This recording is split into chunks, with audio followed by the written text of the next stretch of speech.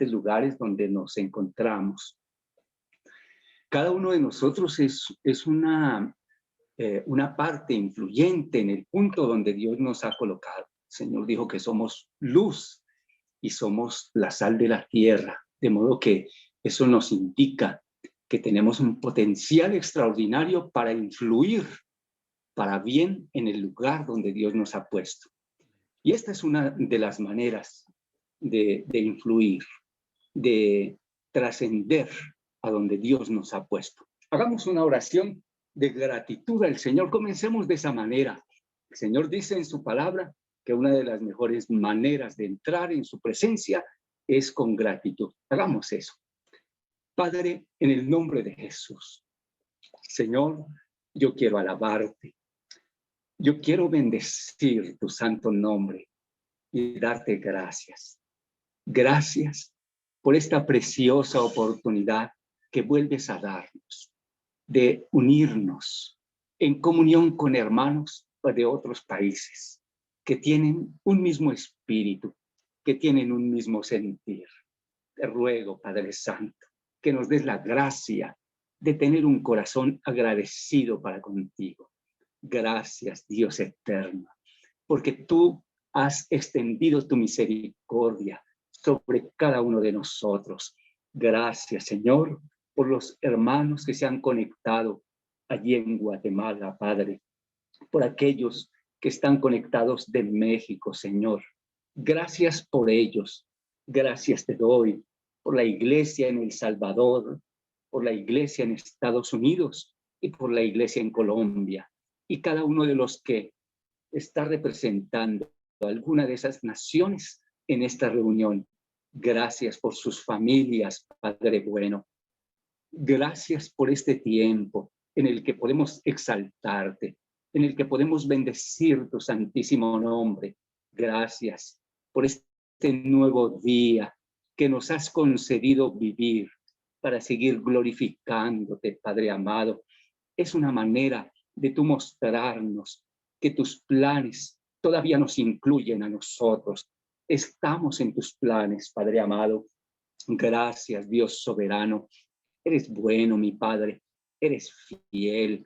Damos a ti honor, gloria, adoración y alabanza, Padre bueno. Estamos muy agradecidos de que nos hayas incluido en el reino tuyo, Padre amado, pero que también nos hayas llamado a hacer tu obra. Exaltamos tu santísimo nombre. Damos gracias también por tu presencia transformadora, tu presencia que renueva, que cambia la condición del corazón, que cambia, Señor maravilloso, las intenciones del Espíritu, mi Dios. En el nombre de Jesús de Nazaret, te exalto y te bendigo, precioso Señor.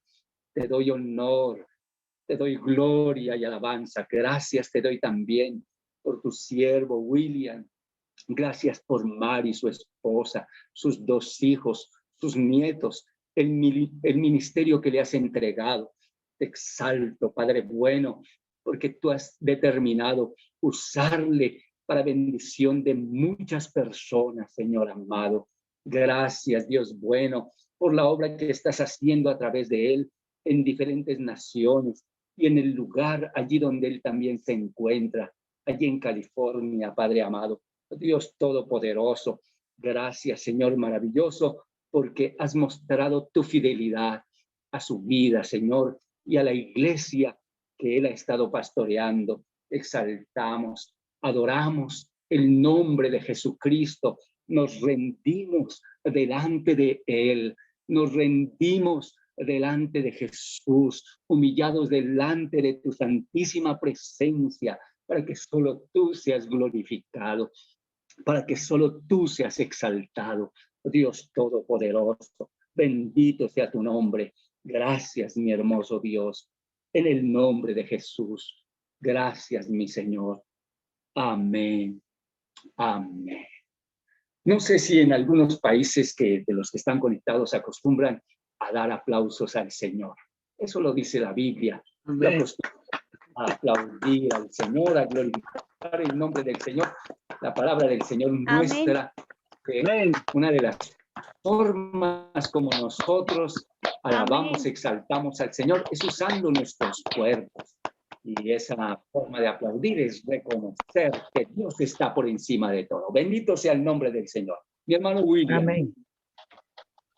Bueno, hermanos, pues es una bendición presentar una vez más. Ya ustedes lo conocen, ya estuvo con nosotros hace algún tiempo el pastor Rodrigo Sánchez, que es el pastor y fundador del Ministerio Rema en la ciudad de Fusagasugá, que está aproximadamente como un poco más de una hora de la capital en Colombia, pero ha sido fundador de otras iglesias y otros ministerios.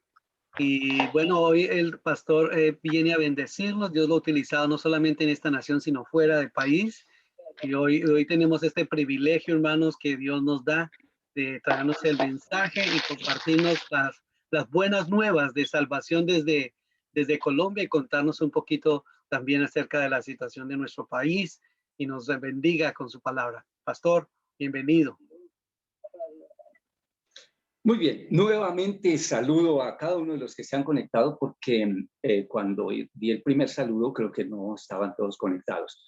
Bienvenidos mis hermanos, es una alegría y es una bendición tan preciosa, tan especial, ver el cumplimiento de la palabra del Señor, cómo el Señor está mostrando que la tierra sí se está llenando de su gloria. Y allí donde están conectados algunos hermanos en Guatemala, esa es una parte de la tierra donde la gloria de Dios también ha llegado, en México, en Salvador, en Estados Unidos, en Colombia. La palabra de Dios es tan maravillosa, se cumple al pie de la letra. Aquí también está la gloria de Dios. Yo creo que el Señor Jesucristo está presente en este momento, donde cada uno de los que están conectados están en este mismo espíritu. Vuelvo a reiterar, el Espíritu de Dios, la presencia de Dios está ahí contigo. Y eso es lo que le da sentido a esta reunión. Eso es lo que la hace trascendental. Aquí también está la presencia de Dios conmigo y sé que vamos a terminar este tiempo con una bendición extraordinaria. No porque yo esté conectado, sino porque Dios está conectado. Bendito sea el nombre del Señor. Aquí en Colombia, en este tiempo, hemos estado pasando por momentos distintos. Yo no quisiera llamarle momentos difíciles. Generalmente, los tiempos críticos, para usar otra palabra, por los que pasa una nación, también terminan afectando de alguna manera la iglesia. Pero, ¿sabes? Cuando nosotros aprendemos a ver las situaciones críticas, los cambios que se dan en las naciones, que sacuden, que estremecen los gobiernos, que estremecen la política, las diferentes instituciones, los diferentes estamentos de la sociedad, cuando vemos que sucede esto, es porque Dios nos está mostrando que Él quiere dar a la iglesia la oportunidad de aprovechar esas circunstancias para extender el reino de Dios, para mostrarle a la gente que la situación en que nos encontramos, Dios tiene la solución, que Dios tiene la respuesta a esa situación. De modo que aquí en Colombia, como les estoy mencionando, hemos pasado situaciones distintas.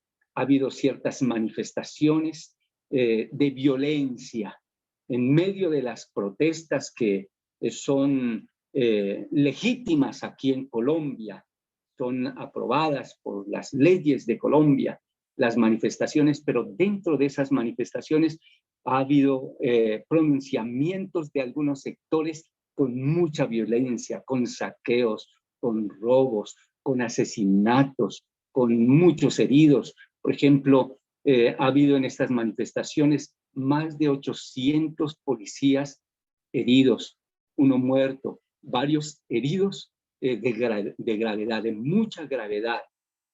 Entonces, por supuesto, del otro lado también ha habido muchos heridos y ha habido situaciones en las que nosotros tenemos que entender que Dios nos está mostrando, está volviendo a sacar a luz la condición del corazón del hombre.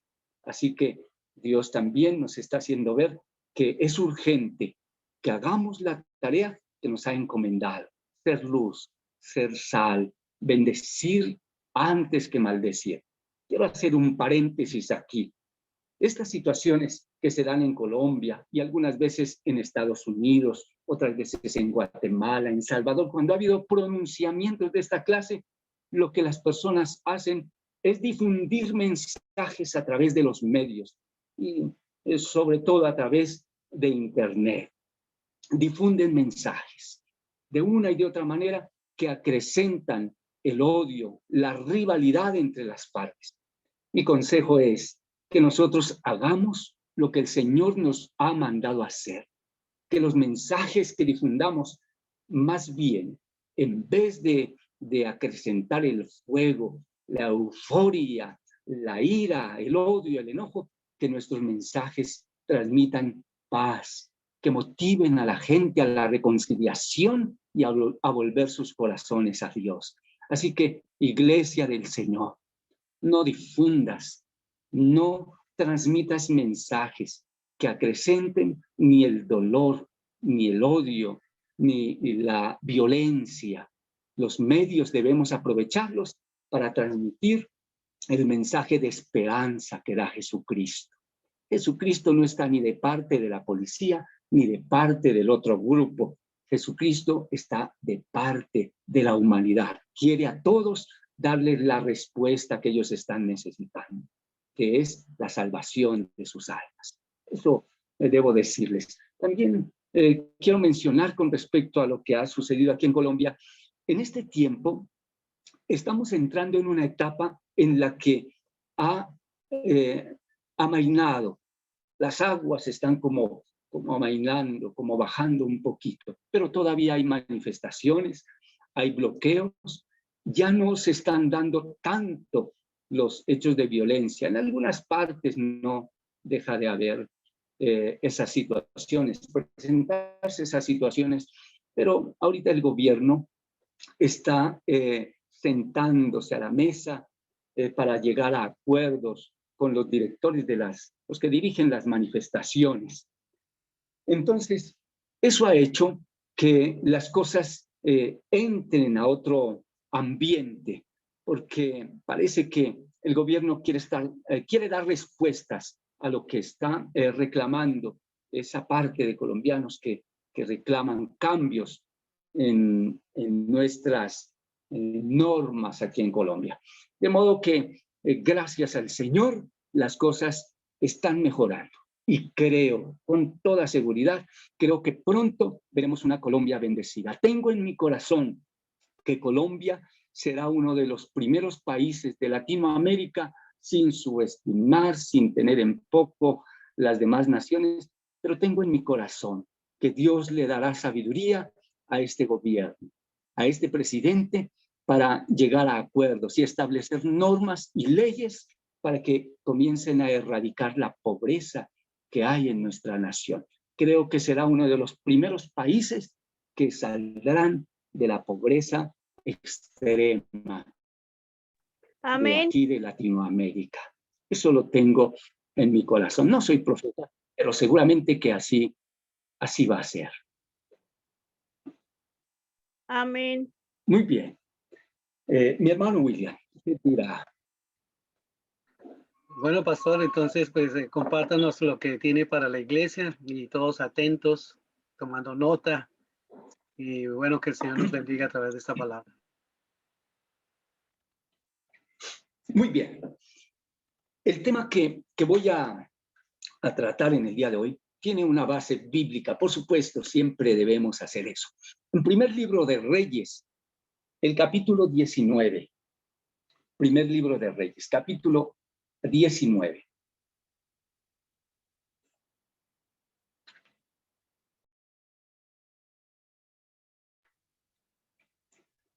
Y voy a leer los versículos del 8 al 10. Dice, leyendo en el nombre del Padre, y del Hijo, y del Espíritu Santo de Dios. Se levantó, pues, y comió, y bebió, y fortalecido con aquella comida, caminó 40 días y 40 noches hasta Horeb, el monte de Dios. Y allí se metió en una cueva, donde pasó la noche. Y vino a él palabra de Jehová, el cual le dijo: ¿qué haces aquí, Elías?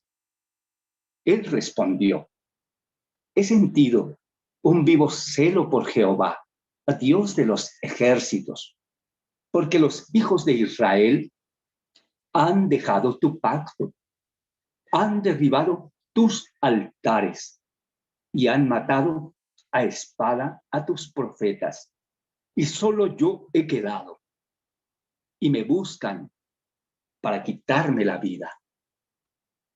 Amén. Hagamos una corta oración. Digámosle al Señor que hable a nuestro corazón. Padre, en el nombre de Jesús, yo te doy gracias, porque nos das la oportunidad de ser edificados a través de tu preciosa palabra. Abre nuestro entendimiento y enséñanos a aplicar tu palabra a nuestro diario vivir y a nuestra relación contigo y a nuestra relación con nuestros hermanos. Te pido esto en el nombre de Jesús. Amén. Amén. Bueno, yo acostumbro a darle un título a mis mensajes. Y el título del mensaje de hoy es: Dios también pregunta. Ese es el título de mi mensaje.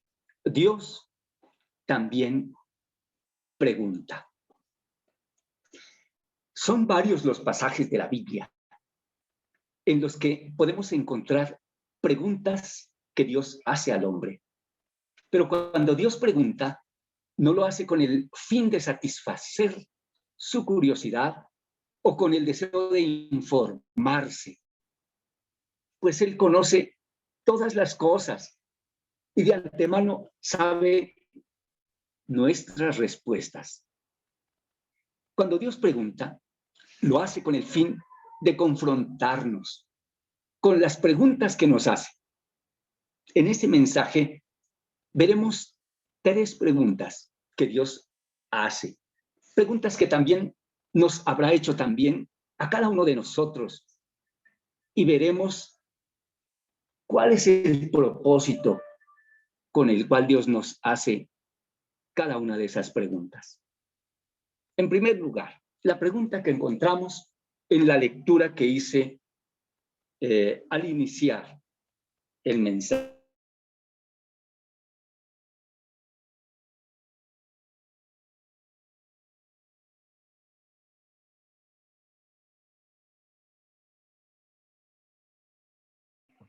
Se apagó su micrófono, pastor.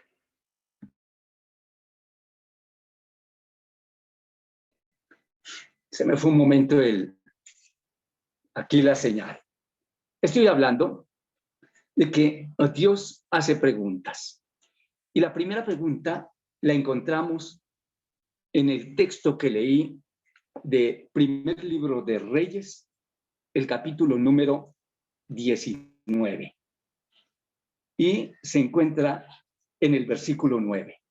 Dice: y allí se metió, aquí se refiere a Elías, y allí se metió en una cueva, donde pasó la noche. Y vino a él palabra de Jehová, el cual le dijo: ¿qué haces aquí, Elías? Aquí hay un primer aspecto en esta primera pregunta. Esta pregunta tiene que ver con lo que estamos haciendo. Elías era en ese tiempo el profeta que Dios levantó para que proclamara su palabra al pueblo de Israel. Después de Elías estar huyendo de Jezabel, esposa del rey Acab, porque lo buscaba para matarlo, Dios lo encuentra huyendo en el desierto y envía un ángel que le dio de comer a Elías. Ahora Elías, con ese alimento, es fortalecido, y después de caminar 40 días y 40 noches hasta el monte de Dios, allí en ese lugar se escondió, dice la Biblia, en una cueva. Estando allí, Dios le pregunta a Elías, ¿por qué está allí? O más bien, Dios no le pregunta a Elías, ¿por qué está allí? Pues Elías está en el monte de Dios. En otras palabras, está en el lugar correcto. Allí era donde Dios lo quería tener, en su monte. Estaba en el lugar correcto. Más bien, Dios, en vez de preguntarle por qué está allí, le dice, ¿qué haces aquí, Elías? Aquí hay un segundo aspecto, y es que tú y yo podemos estar en el lugar correcto, pero no estar haciendo lo correcto. Voy a mencionarlo otra vez. Tú puedes estar en el lugar correcto, pero allí en ese lugar puedes no estar haciendo lo correcto. Moisés, cientos de años atrás, también estuvo en ese mismo monte que ahora está Elías. Y allí Moisés tuvo un encuentro extraordinario con Dios. Pero Elías no estaba buscando un encuentro con Dios en el monte de Dios. Él se estaba escondiendo. Ahora, tú, asimismo, puedes hoy encontrarte en el lugar correcto, pero allí no estar haciendo lo correcto. Si estás en una empresa y no te está yendo bien, seguramente puedes estar en el lugar correcto. Solemos pensar que si estamos en una empresa y nos está yendo mal, solemos pensar que estamos en el lugar equivocado. Pero ¿sabes? Cuando tú estás en un lugar y no te está yendo bien, eso no indica que no estés en el lugar correcto. ¿Sabes? Tú puedes estar en el lugar correcto y aún así no te puede ir bien, porque eso no es suficiente para que te vaya bien. Redondeo la idea. El que estés en el lugar correcto no es suficiente para que te vaya bien. También tienes que estar haciendo lo correcto. Es probable que la carrera que escogiste sea la correcta, pero si quieres sobresalir y quieres sentirte bien con lo que estás estudiando, tienes que esforzarte más y estudiar horas extras. Puede ser la carrera correcta para ti, pero esto no es suficiente. Debes esforzarte por hacer lo correcto. Hasta tanto no hayas hecho lo mejor y no hayas dado lo mejor de ti en donde estás, no podrás saber si realmente estás en el lugar correcto. Tal vez llevas años en un lugar correcto, pero si no has hecho lo correcto, no puedes esperar buenos resultados, ni en tu matrimonio, ni en tu iglesia, ni en tu trabajo, ni en tu estudio. Muchas personas han estado en el matrimonio correcto, pero terminan divorciándose. No porque no estuvieran en el matrimonio correcto, sino porque no hicieron lo correcto. Hay algunas personas que están en la iglesia correcta, pero no les va bien, porque no están haciendo lo correcto. Hay otros que están en un buen trabajo, pero todo les sale mal. Comienza a hacer lo correcto, porque seguramente estás en el lugar donde Dios quiere que estés. Pero te comenzará a ir mejor cuando decides hacer lo correcto. En tercer lugar, Elías se estaba escondiendo. El monte de Dios debe ser más que para esconderse, debe ser para encontrarse con Dios. Y una vez fortalecido, seguir haciendo la obra de Dios. Mientras Elías, la luz espiritual que Dios había enviado a Israel por miedo más bien a una mujer, se estaba escondiendo. Elías era la luz de Israel. Y el pueblo de Israel se encontraba en tinieblas, en oscuridad espiritual. Pero esa luz que debía alumbrar en medio de las tinieblas estaba escondida, mientras el pueblo se hundía en profunda oscuridad espiritual. La iglesia donde tú estás, el lugar donde Dios te ha puesto, en un sentido, es un refugio. Cuando tú llegaste a formar parte de esa iglesia, entraste en un ambiente de protección espiritual. Muchas cosas no han podido hacer tus enemigos.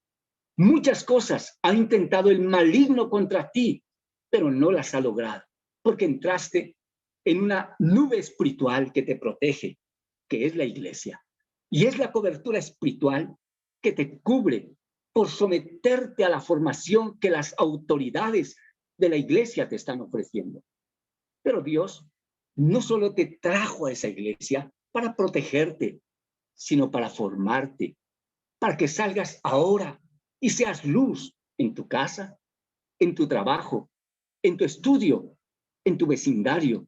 Es necesario que salgas de la cueva.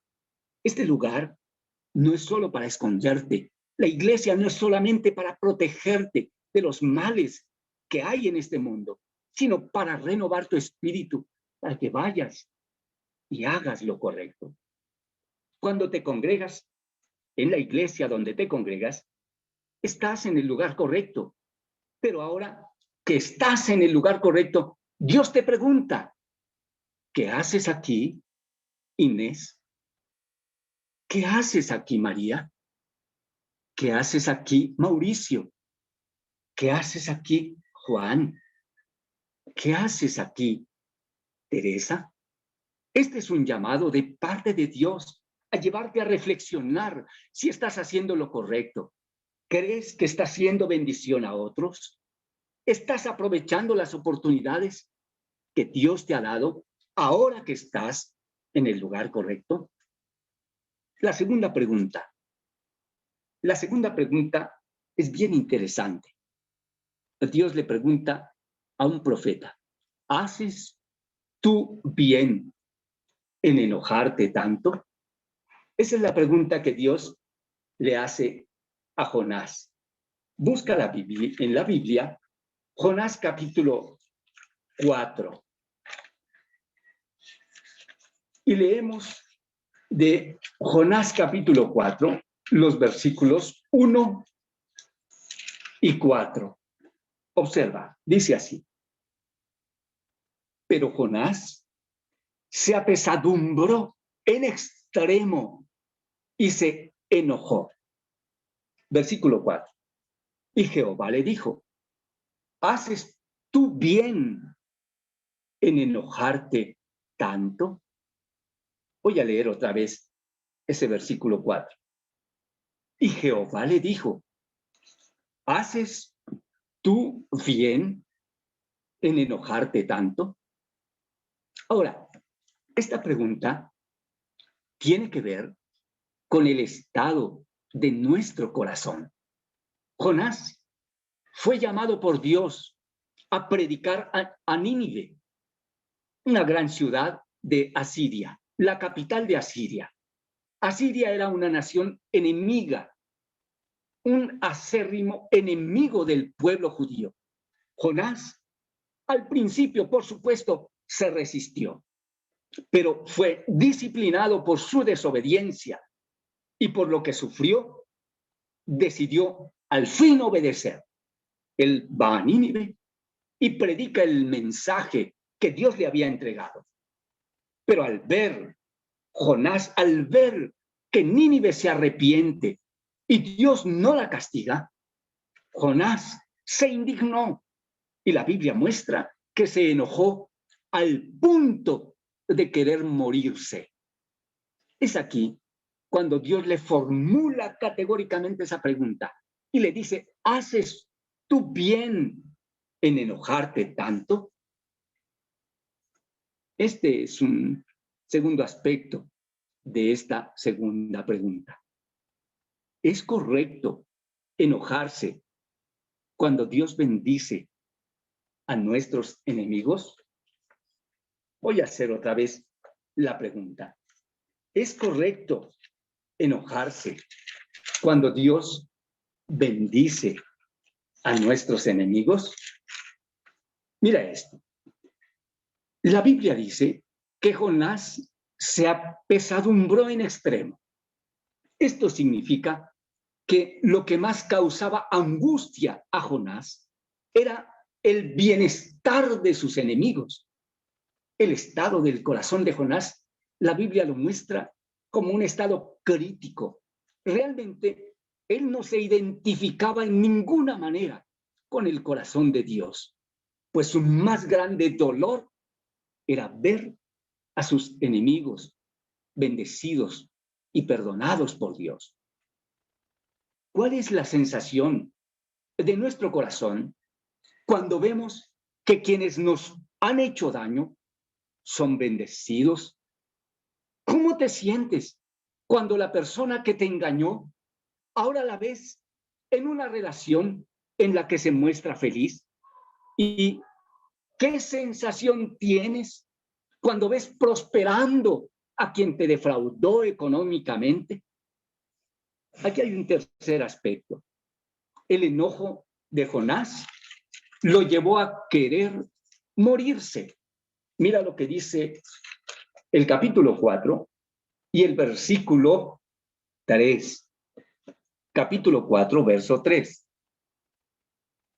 Dice así: ahora pues, oh Jehová, te ruego que me quites la vida, porque mejor me es la muerte que la vida. Jonás pudo haber muerto infartado por la ira que sintió. El versículo 9 dice: entonces dijo Dios a Jonás, ¿tanto te enojas? Este es un episodio dentro del mismo relato, pero es un episodio distinto. Observa. Entonces dijo Dios a Jonás, ¿tanto te enojas por la calabacera? Y él respondió, mucho me enojo, hasta la muerte. En este caso, Jonás sintió una ira muy intensa cuando Dios destruyó una calabacera que Dios mismo le había creado en una sola noche para proteger a Jonás de la intensidad del sol. Cuando llegó el día y Jonás comenzó a sufrir la intensidad del sol y del calor en el desierto, explotó en ira contra Dios, al punto, él mismo lo dice, de sentir que se moría de ira. Él dijo de esta manera, mucho me enojo hasta la muerte. ¿Sabes? Hay personas que se están muriendo de ira. La ira los está matando poco a poco. Las personas que se enojan por todo, que explotan en ira, son personas que generalmente viven enfermas. Lo cierto es que las personas iracundas viven menos tiempo que aquellas que son felices, que aquellas que son alegres. Jonás prefería morir antes que soportar ver a su enemigo siendo perdonado por Dios. El término que Dios utiliza cuando habla de la ira de Jonás en la pregunta, ese término significa hervir de ira, como herve una olla que está puesta sobre el fuego. También significa ponerse al rojo vivo de tanta ira. No hace bien un hijo de Dios en enojarse tanto cuando tu enojo es causado porque Dios hace cosas para bendecir a otros. Ese enojo jamás será legítimo. La Biblia habla de la historia que creo la mayoría de los que están conectados conocen y que yo conozco. La historia del hijo pródigo. Pero ahí no solamente menciona al hijo pródigo, sino menciona también al hermano. Y el hermano del hijo pródigo, la Biblia dice que se enojó grandemente porque su padre recibió nuevamente a su hermano. En Lucas capítulo 15, los versículos 27 y 28 dicen de la siguiente manera. Lucas 15, versículos 27 y 28. Él le dijo, el padre le dice al hijo mayor, tu hermano ha venido, o más bien un criado le dice, tu hermano ha venido, y tu padre ha hecho matar el becerro gordo por haberle recibido bueno y sano. Entonces se enojó y no quería entrar. Salió por tanto su padre y le rogaba que entrase. Mas él, respondiendo, dijo al padre, he aquí, tantos años te sirvo, no habiéndote desobedecido jamás, y nunca me has dado ni un cabrito para gozarme con mis amigos. En Santiago, el capítulo número 1, los versículos 19 y 20 dice, Santiago, por esto, mis amados hermanos, todo hombre sea pronto para oír, tardo para hablar, tardo para irarse, porque la ira del hombre no obra la justicia de Dios.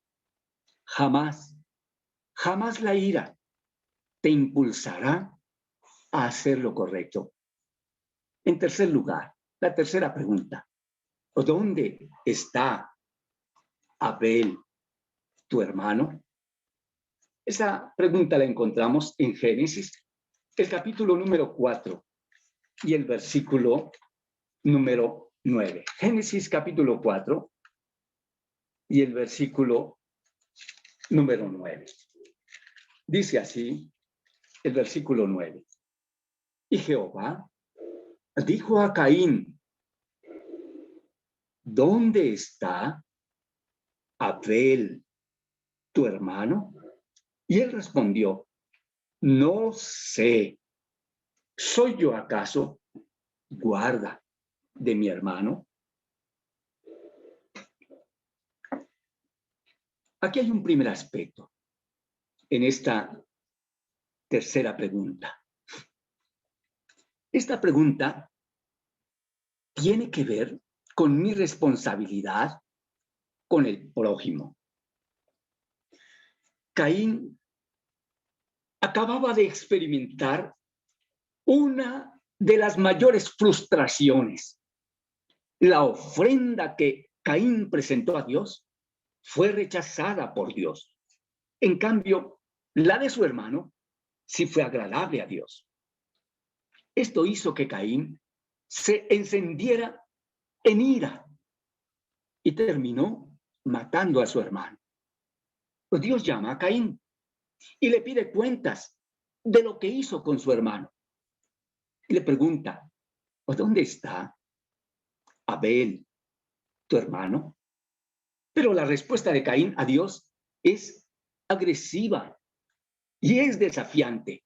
Le dice, no sé, ¿soy yo acaso guarda de mi hermano? Aquí hay un segundo aspecto en esta tercera pregunta. Dios va a preguntarnos por nuestro hermano. Lo voy a decir otra vez. Dios un día te va a preguntar por tu hermano. Cada uno de nosotros es responsable por el trato que le damos a nuestros hermanos, porque de eso dependerá muchas veces en dónde termine encontrándose nuestro hermano. El trato que le damos a un hermano puede terminar llevándolo a la vida o a la muerte. Es cierto que cada persona es responsable de su condición espiritual. Lo voy a decir otra vez. Lo predicaré siempre. Es cierto que cada persona individualmente es responsable de su condición espiritual. Pero también es cierto que así como yo puedo convertirme en un instrumento de bendición para mi hermano, también puedo llegar a ser un instrumento de tropiezo. Si una hermana o un hermano termina no queriendo saber de Dios o se aparta del evangelio por el maltrato que yo le he dado o por lo que he hecho contra él, Dios va a pedirme cuentas de ello. En Lucas capítulo 17, los versículos 1 y 2. Lucas 17, los versículos 1 y 2, dice así. Dijo Jesús a sus discípulos, imposible es que no vengan tropiezos, mas hay de aquel por quien vienen. Mejor le fuera que se le atase al cuello una piedra de molino y se le arrojase al mar, que hacer tropezar a uno de estos pequeñitos.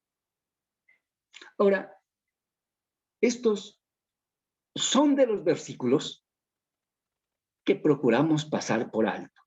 La verdad, es uno de los textos que más me impresiona y de verdad me hace temblar. De verdad. ¿Sabes? Esos textos, de pronto, no quisiéramos que estuvieran en la Biblia por la dureza con que son expresadas estas palabras de parte de Jesús. Pero el Señor es muy claro al hacernos ver que podemos llegar a influir en la estabilidad espiritual de nuestros hermanos cuando nos convertimos en tropiezo para ellos. Por el contrario, podemos convertirnos en instrumentos de Dios para que aquellos que han caído se levanten y los que se han desviado vuelvan al camino. En Santiago, el capítulo 5, los versículos 19 y 20, dice Santiago así. Santiago, capítulo 5, versículos 19 y 20. Dice, hermanos, si alguno de entre vosotros se ha extraviado de la verdad y alguno le hace volver, sepa que el que haga volver al pecador del error de su camino, salvará de muerte un alma y cubrirá multitud de pecados. Hoy, Dios nos hace la pregunta, ¿en dónde está tu hermano? El lugar y la condición en que se encontraba Abel era completa responsabilidad de su hermano Caín. Permíteme decirlo otra vez. El lugar y la condición en que se encontraba Abel era completa responsabilidad de Caín. Y Dios lo sabía. Así, debemos preguntarnos si el lugar y la condición en que se encuentra algún hermano de la iglesia o alguna persona de nuestra familia es responsabilidad nuestra. Pregúntate eso. A veces culpamos, señalamos a los que están mal, pero ¿alguna vez te has preguntado si tú has influido para que esa persona esté en esa condición? Ahora, si llegara a ser nuestra responsabilidad, debemos orar a Dios que nos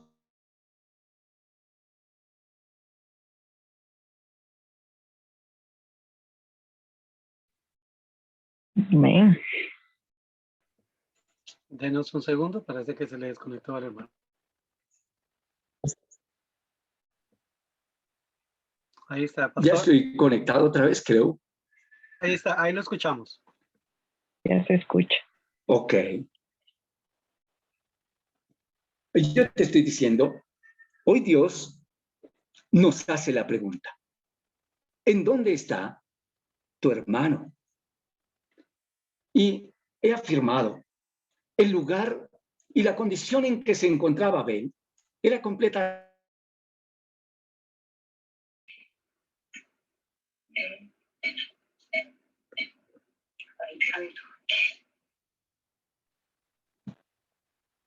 Bueno, me saca de la reunión, no sé si es el sistema o es la señal. ¿Me Creo que puede se le baja confirmar un poco ahí, la mi señal. hermano? Se le baja un poquito la señal, pero siga. La conexión de internet.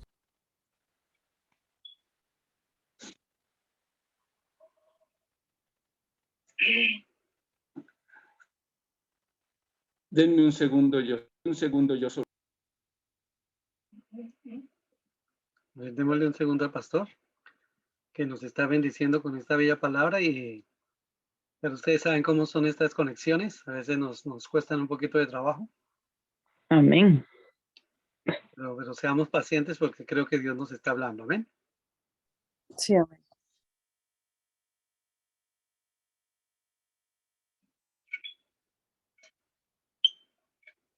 Señor, y te pedimos que tú no permitas que no hayan interrupciones, que nos permitas Muy bien. continuar esta bendición que nos estás dando. Amén. Muy bien. Creo que ahí ya me están copiando, ¿cierto? Muy bien. Estaba diciendo, mencionando un tercer aspecto en esta pregunta. Y es que Dios hoy nos hace la pregunta: ¿en dónde está tu hermano? Algo que mencioné referente a Caín y Abel. Y es que la condición y el lugar donde se encontraba Caín era completa responsabilidad, o donde se encontraba Abel era completa responsabilidad de su hermano Caín. Y Dios lo sabía. Asimismo, debemos preguntarnos, decía yo, si el lugar o la condición en que se encuentra algún hermano de la iglesia, algún miembro de nuestra familia, debemos preguntarnos si esa condición en que se encuentra, si ese lugar donde está, es también responsabilidad nuestra. Si es así, debemos orar a Dios, suplicarle que nos perdone y nos dé la capacidad de asumir nuestra responsabilidad, de hacer lo que nos corresponde para que esa persona regrese nuevamente al camino de Dios, para que esa persona pueda estar en el lugar donde debe estar. Por supuesto que para reconocer esto necesitamos verdadera humildad, pero cuando lo hagamos, pues Dios nos dará también el privilegio de ser instrumentos del regreso de nuestro hermano.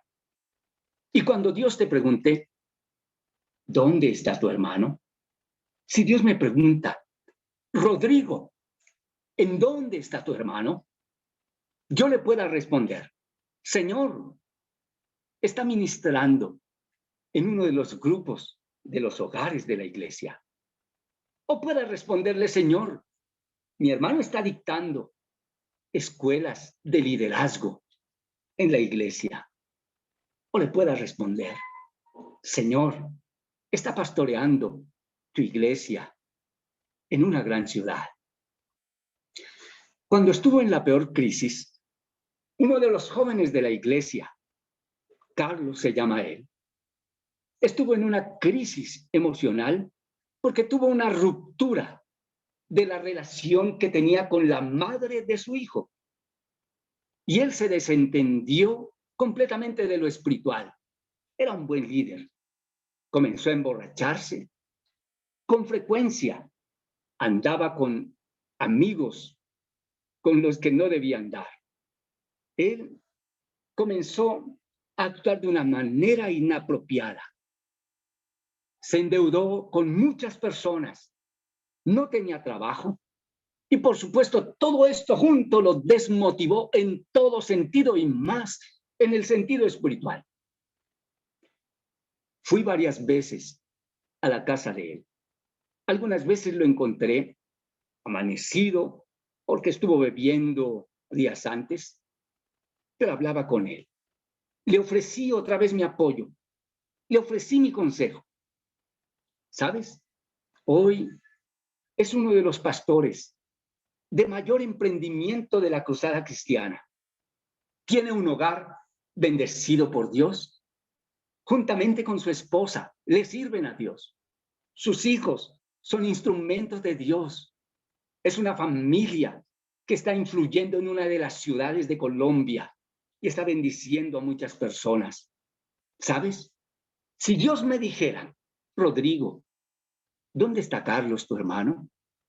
Yo le diría, Señor, está en una de las ciudades de Colombia. Te está honrando. Está pastoreando. Está glorificando tu nombre juntamente con sus hijos y su esposa. Por supuesto, hay quienes, no importa lo que tú hagas, no importa lo que tú inviertas en ellos, siempre terminarán teniendo en poco lo que tú hagas por ellos. Pero tú te quedarás con la satisfacción de que hiciste lo correcto. Ya no será tu responsabilidad. Si Dios te preguntara, ¿dónde está tu hermano? Tú le podrás decir tranquilamente, ¿dónde está? Aunque el lugar fuera malo, porque no tienes ninguna responsabilidad de la condición o del lugar donde se encuentra. Así que haz con tu hermana, haz con tu hermano lo correcto, lo que debes hacer. Dale el mejor trato para que nunca tenga una excusa de que está en ese lugar, de que está en esa condición por causa tuya. Pero más bien, si llegan a estar en una buena condición, puedan decir que tú fuiste instrumento de Dios para que ellos estén bendecidos. Dios también pregunta. Oremos al Señor. Padre, en el nombre de Jesús, yo te doy las gracias por darnos la bendición de estar en el lugar correcto, en el hogar que debemos estar, en la iglesia en donde debemos estar. Y la mayoría, el trabajo en el que debemos estar. Solamente que nos ayudes allí a estar haciendo lo correcto. Padre, te ruego en el nombre de Jesús que nos ayudes a alegrarnos, aun cuando nuestro enemigo es bendecido por ti. Perdona nuestro enojo, nuestra envidia. Perdona nuestro resentimiento cuando vemos a quienes nos han hecho daño, cuando los vemos bendecidos. Hoy decidimos, Señor, no enojarnos por eso, sino glorificar tu nombre, reconociendo que también a nosotros, siendo como somos, nos sigues bendiciendo. Padre, ayúdanos, Señor, a reconocer cuando hemos hecho daño a otros hermanos, a reconocer cuando los hemos lastimado, a cambiar nuestra manera de tratarlos. Ayúdanos a pedir perdón para que ellos sean sanados y haz de nosotros instrumentos para que nuestro hermano pueda estar en el lugar donde debe estar y podamos tener una respuesta sensata cuando tú nos preguntes por nuestro hermano. Gracias, Padre, en el nombre de Jesús. Amén. Amén. Amén. Amén. Pastor Rodrigo, muchísimas gracias. Nos sentimos muy bendecidos y creo que ese es el sentimiento de todos. Sabemos que Dios nos ha hablado.